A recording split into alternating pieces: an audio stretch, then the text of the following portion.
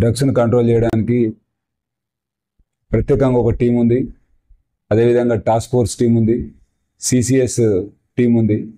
Concern inspectors వాళ్ళ టీమ్స్తోని ప్రత్యేక నిఘా పెట్టి వారు ఎక్కడెక్కడైతే గాంజాయి సేవిస్తున్నారో గాంజాయి ట్రాన్స్పోర్టేషన్, గాంజాయి స్టోరేజ్, గాంజాయి డిస్ట్రిబ్యూషన్ను ఆపడానికి రకరకాల మార్గాల ద్వారా ఇన్ఫర్మేషన్ కలెక్ట్ చేసి గాంజాయి అమ్మేవారి మీద, సేవించే వారి మీద కూడా కేసులు రిజిస్టర్ చేయడం జరుగుతుంది. ఆల్రెడీ లాస్ట్ 1 yearలో చాలా కేసులు చేయడం జరిగింది. ఇక్కడ నేను వచ్చిన తర్వాత చూసినాను.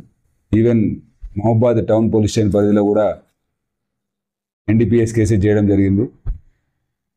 అదేవిధంగా గుట్కా, అంబర్ ఇవి కూడా రాష్ట్ర ప్రభుత్వం నిషేధించింది కాబట్టి, ఆ నిషేధిత వస్తువు కాబట్టి ఎవరైనా గుట్కా అమ్మినట్లయితే షాప్స్లో కానీ, పాన్ షాపులలో కానీ, అదేవిధంగా డిస్ట్రిబ్యూషన్ చేసి ఎక్కడైనా డంపింగ్ చేసినట్టయితే డిస్ట్రిబ్యూషన్ చేసే వాళ్ళ మీద, స్టోరేజ్ చేసే వారి మీద కూడా చట్ట ప్రకారం చర్యలు తీసుకోబడతాయి.